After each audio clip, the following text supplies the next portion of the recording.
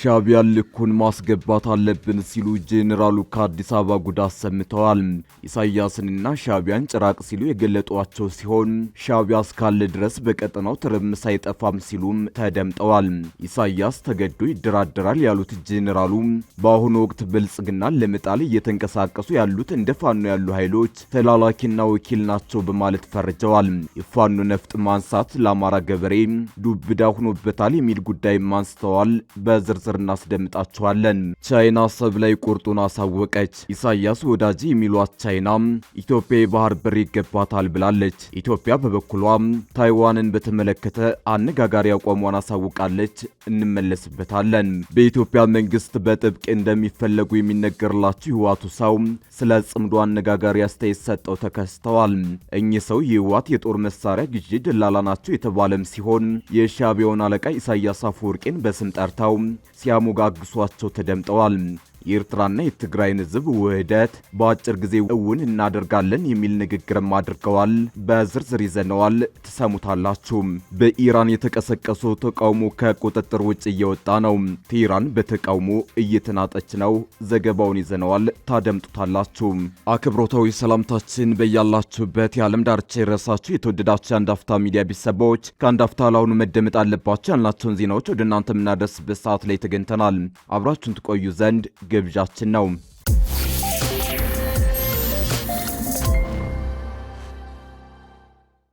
ሻዕቢያ ልኩን ማስገባት አለብን ሲሉ ጄኔራሉ ከአዲስ አበባ ጉዳት ሰምተዋል።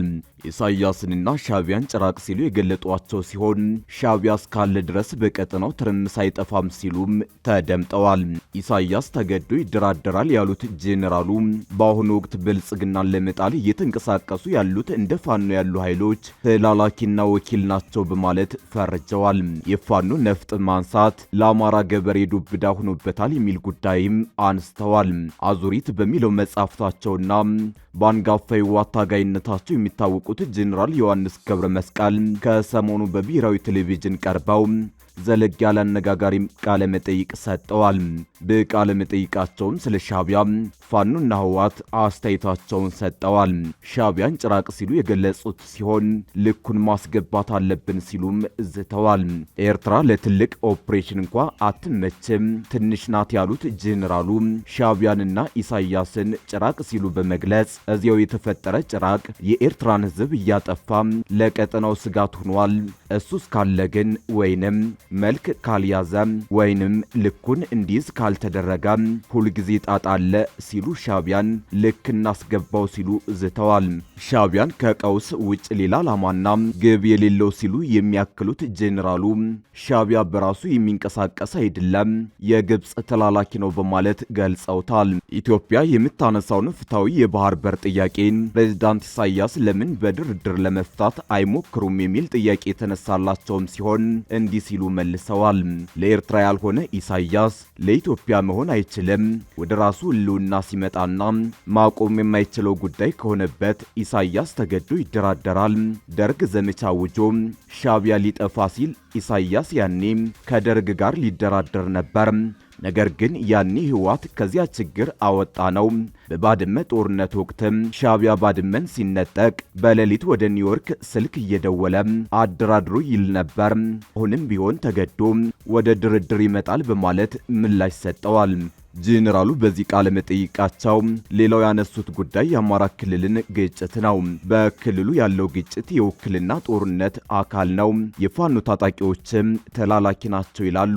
የአማራ ክልሉ ግጭት ለአማራ አርሶ አደር ዱብዳ ሆኖበታል። ጦርነቱ የአርሶ አደሩ ምርጫ አይደለም። በዚህም ታጣቂዎቹ ስቃይ ያመጡበት የህዝብ የሚባል ጦርነት የለም ሲሉ አብራርተዋል። አሁን የሀገሪቱ ችግር ሸማቂና ተላላኪ ነው ሲሉ የሚቀጥሉት ጄኔራሉ ከዚህ የተላላኪነትና የውክልና ጦርነት መውጣት አለብን ብለዋል።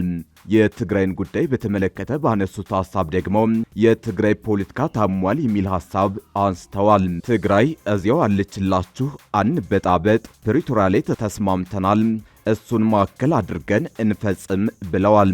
ስብሃትና ኢሳያስ ትግራይ እንድትጠፋ ይፈልጋሉ። ህዝቡ ላይ ቂም አላቸው።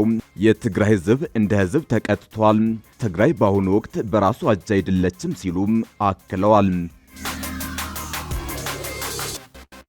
የህወሓት የጦር መሳሪያ ግዢ ደላላ ናቸው የሚባልላቸው ዳዊት ገብረ እግዚአብሔር ትግራይና ኤርትራ ውህደት ቢፈጥሩ ምኞታቸው መሆኑን ተናግረዋል። ሰውየው ከየት እንዳስተላለፉት በውል ባልተገለጸ አጭር የቪዲዮ መልእክት የኤርትራና ትግራይ ህዝብ የልዩነት ድልድዩን ሰብሮ ተገናኝቷል ብለዋል። የትግራይና ኤርትራ ህዝብ ወደ ሰላማዊ ግንኙነት ተመልሷል ያሉት ዳዊት ለአቶ ኢሳያስ አፈወርቂ ክብር ይገባል ሲሉም አወድሰዋል። የጦር መሳሪያ ደላላው ዳዊት በትናንት ፖለቲካዊ ቁርሾ ታጥሮ ነው እንጂ አንድ ነው ያሉት ህዝብ ወደ ውህደት ሰላምና ፍቅር እየገባ ነው ብለዋል። በአሁኑ ወቅት የትግራይንና ኤርትራ ህዝብ ፓስፖርት ሳያስፈልገው እንደ ልቡ እየተገናኘ መሆኑንም ጠቁመዋል። ለዚህም የሻዕቢያውን አለቃ ኢሳያስ አፈወርቂን በስም ጠርተው አክብሮትና ምስጋናቸውን ሲገልጹ ተደምጠዋል። የህወሓትና ሻዕቢያ ጽምዶ አሳላጭ እንደሆኑ የሚነገርላቸው ዳዊት ያወደሱት የኢትዮጵያ ሉዓላዊነት የተጣሰበትን የባድመ ድንበር መክፈትን ነው።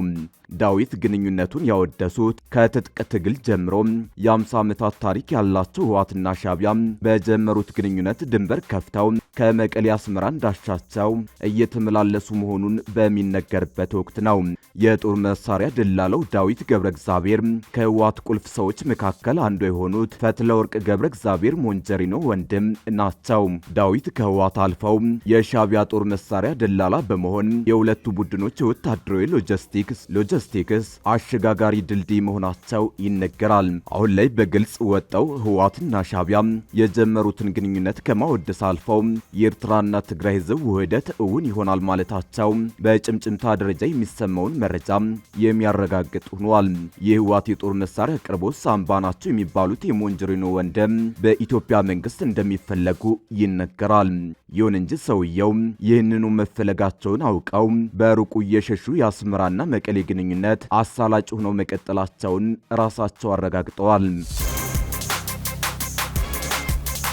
የውጭ ጉዳይ ሚኒስትሯን የላከችው ቻይና ኢትዮጵያ በቀይ ባህር ላይ በተለይም አሰብ ላይ ይገባኛል ጥያቄ ባነሳችበት በዚህ ወቅት ሉዓላዊነትን የማክበር ማሰሪያ ይዛ ብቅ ማለቷ አነጋጋሪ ሆኗል።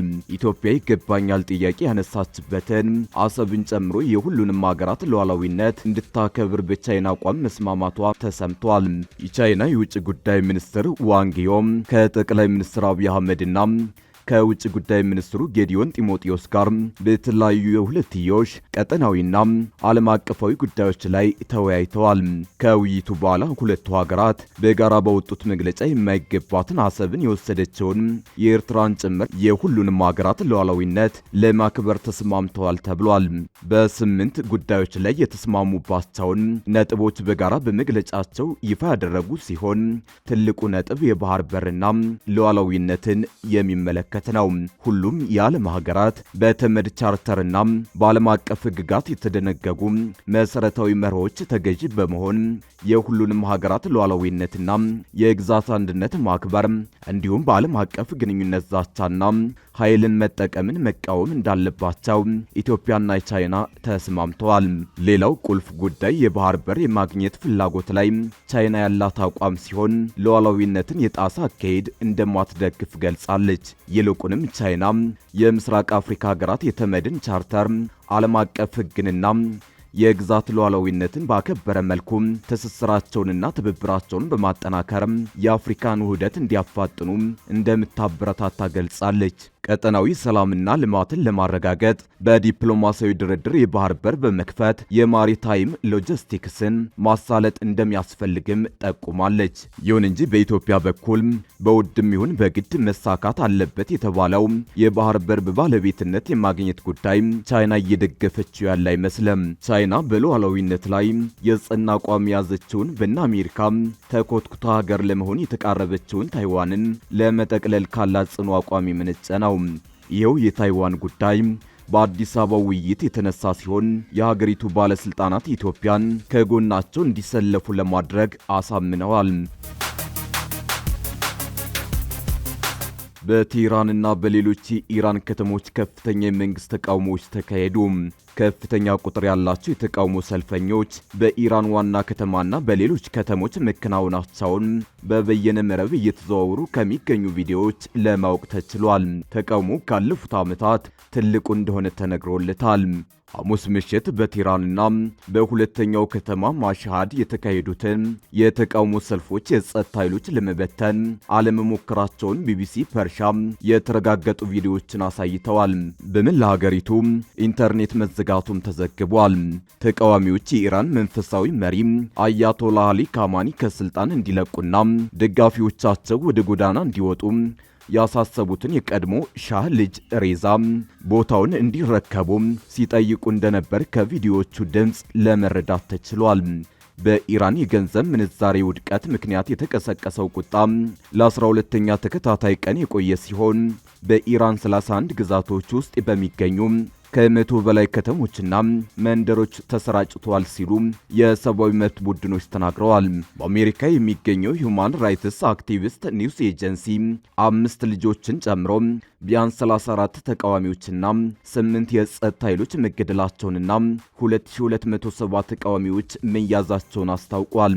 በኖርዌይ የሚገኘው የኢራን የሰብአዊ መብት ድርጅት በበኩሉ 8 ልጆችን ጨምሮ ቢያንስ 45 ተቃዋሚዎች በጸጥታ ኃይሎች መገደላቸውን ተናግረዋል። ቢቢሲ ፐርሻ የ22 ሰዎችን ሞት ማንነት ሲያረጋግጥ የኢራን ባለስልጣናት ደግሞ 6 የጸጥታ ኃይሎች ሕይወታቸው ማለፉን ሪፖርት አድርገዋል። ሐሙስ ምሽት በማህበራዊ ሚዲያ ላይ የተለጠፉና በቢቢሲ ፐርሻ የተረጋገጡ ቪዲዮዎች በሀገሪቱ ሰሜን ምስራቅ ማሻድ ከተማ በሚገኝ ዋና መንገድ ላይ ብዙ ተቃዋሚዎች ሲንቀሳቀሱ አሳይተዋል። ሻህ ለዘላለም ይኑርና ይህ የመጨረሻው ጦርነት ነው፣ ፓህላዊ ይመለሳል የሚሉ ድምጾች ተደጋግመው ተሰምተዋል። በአንድ አጋጣሚ ደግሞ በርካታ ሰዎች የደህንነት ካሜራዎችን ሲያነሱ ታይተዋል። በበየነ መረብ ላይ በተለጠፈ ሌላ ቪዲዮ ደግሞ በምስራቅ ቴህራን በሚገኝ አንድ መንገድ ላይ ብዙ ተቃዋሚዎችን ሲንቀሳቀሱ አሳይቷል። ዋና ከተማዋ ሰሜናዊ ክፍል ለቢቢሲ ፐርሻን በተላከ ቪዲዮ ላይ ተቃዋሚዎች ይህ መጨረሻው ዘመቻ ነው፣ ፓህላዊ ይመለሳል ሲሉ ተደምጠዋል። በሰሜን ቴህራን ደግሞ ተቃዋሚዎች ከጸጥታ ኃይሎች ጋር ከተጋጩ በኋላ የማይከበርና አትፍሩ ሁላችንም አንድ ላይ ነን ሲሉ ታይተዋል። የአሜሪካን ፕሬዝዳንት ዶናልድ ትራምፕ በበኩላቸው አገዛዙን ተጠያቂ ስላደረጉ አመስግነው የአውሮፓ መሪዎችም ተመሳሳይ አካሄድ እንዲከተሉ ጥሪ አቅርበዋል።